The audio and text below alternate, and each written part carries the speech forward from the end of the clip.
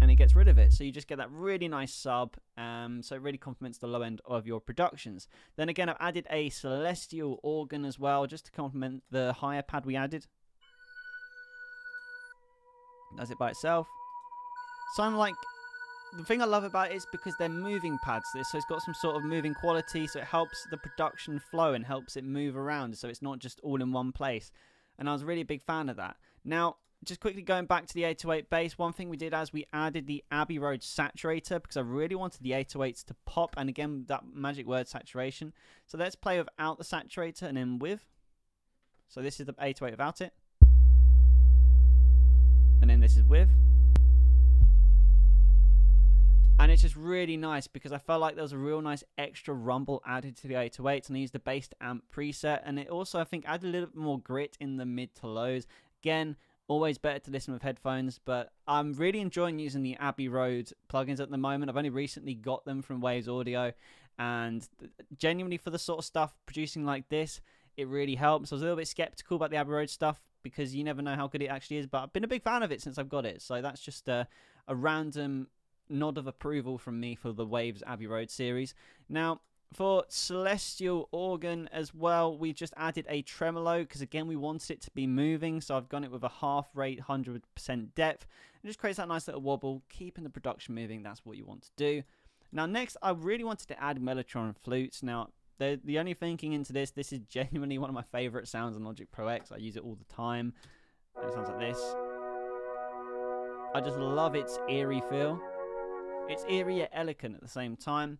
And then for that one, we're just passing this one through the Abbey Road vinyl as well. Similar settings to the piano.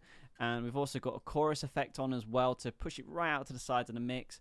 And for the channel EQ, I'm pretty sure it came like this. I haven't adjusted anything to that. So that's all fine.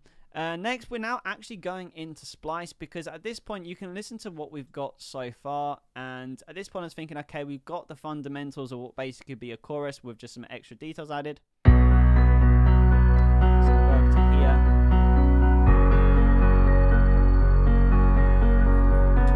So at this point I thought, okay, I wanted to really start stamping in that this is going to be a chorus. So I went into Splice and I found a gong. Yeah, I found a gong, really cool. And I added an Abbey Roads plate to this one, just literally straight out the tin. I actually found it to be really good how it was. I feel like in terms of delay time, it's not a very long reverb, but it added some extra space, which I really liked. So I added that in as well. And you can tell that I've recently got the Abbey Road plates because they're the Abbey Road series, because they're in everything. And then for the chorus, again, right out to the side of the mix, and you get this. So if you turn the Abbey Road off, that's it by itself, and then with. It basically just means that it decays for longer. It just makes it sound a little bit more impactful. So when you add it into the chorus, it sounds incredible. Almost cinematic. Now, next thing, moving on to the drums. Now, to drums today was a little bit of an experimentation. So for the drums, as you know, I always like to break it up to MIDI. So we've got kick, tom, snare, crashes, and we use the Abbey Road 80s drummer. This one you'll see is a main feature on this channel a lot. I use these drums a lot for my productions, and I really wanted them to be kind of like very dramatic and reverberant drums today. So have a listen to this.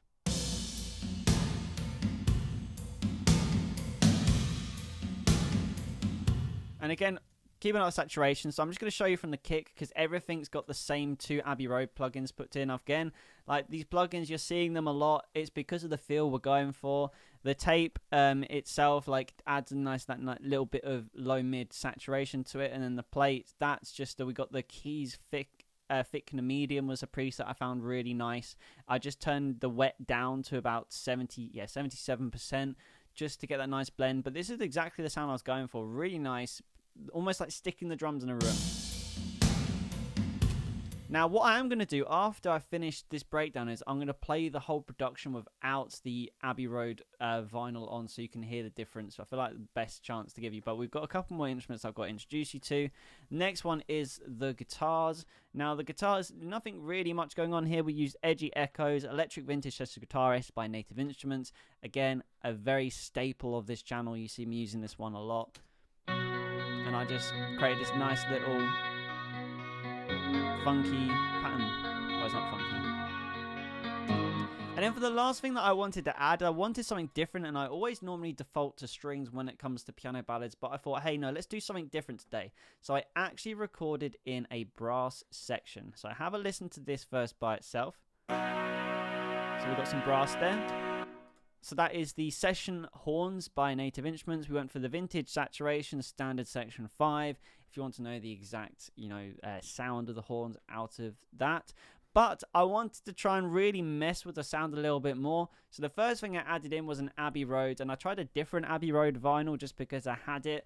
And I turned, again, the clicks all the way down. But other than that, we just had it as more warmth. So that added this in. Let's have a listen. Again, it's very subtle, but I just feel like it just helps a lot try and push the whole production in the right direction of the color that I'm trying to achieve from it.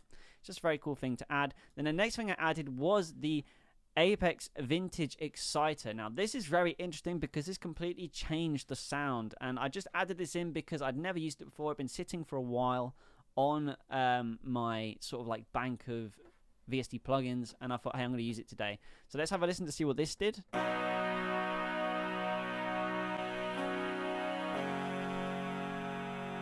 What I really liked about it is it kind of thinned the brass off a little bit, because I find brass can be very intense at times, especially MIDI brass. So the fact that it actually retracted some of the sort of like stabbiness and the brightness of the trumpets, and also thinning them out a little bit, kind of gives you a little bit more control for whatever the next step was going to be. I liked it. It changed the brass, and I was happy with it. We just used the dark mix.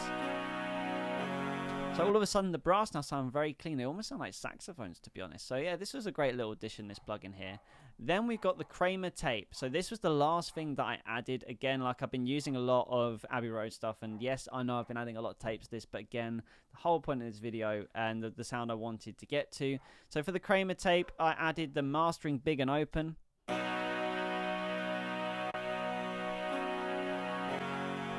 And it just adds a nice little tiny little bit more of that low saturation to the brass.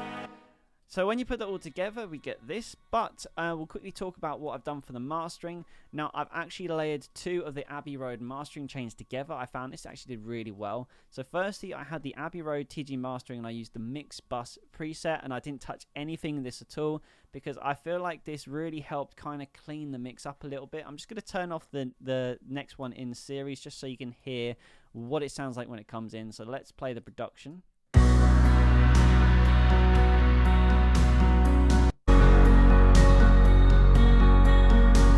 What I really love what it does here is it really brings up the low end, but it makes everything sound a lot more clean while also boosting the loudness. And I love that. I was a big fan of that.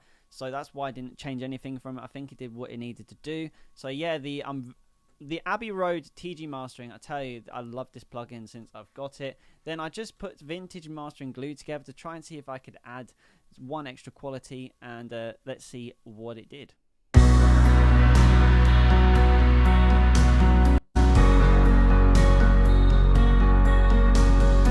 Go. So what I really loved about what it did there was it kind of opened up the high end a little bit more to give the track a little bit more chance to breathe, and I felt like we got a tiny little bit more of a boost, but it was controlled, and the track just sounded even cleaner off the back of it, which I thought was really good. And it felt like the track also had space, especially when someone records a vocal in down the line.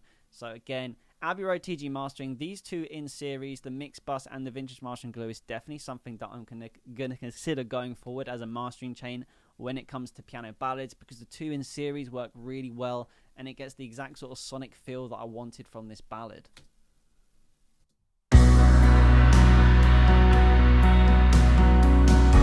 Really nice. Now, as I promised, I'm quickly going to turn every single tape that we used off inside this, so you can hear exactly what the difference in sound is. So I'm just going to turn this off, going to turn that off, and then we'll turn the vintage off on here, turn the vintage off on there, and on that one as well. So let's have a listen now and see what this sounds like without and with this extra tape.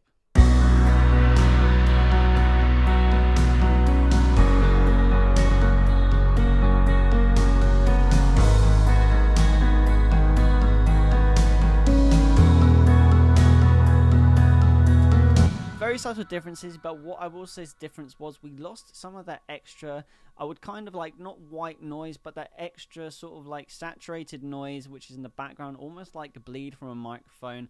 But it's something like that where it makes the track sound that little bit less MIDI, a little bit more raw, a little bit more live. We also lost a little bit there in the low mid range, which was coming from the vinyl. And we also, I noticed it in the high ends. I couldn't actually completely describe what it was, but there was just some sort of feel about it, which I feel like went away. So the Tapes In has really done a really nice service for adding that little bit of extra color. And then that's the thing, this is what it's all about. It's all about little details. You could argue what's the point in adding the tape, but trust me, like the little details like this in the production matter a lot. So I'm really happy with how this production's turned out. But yeah, guys, I hope you enjoyed this breakdown. And again, every single plugin that I used in this video, you can find it in the comments and the description below. But till then, guys, keep making music. Subscribe to the channel if you enjoyed this video, of course, and I'll see you in the next video.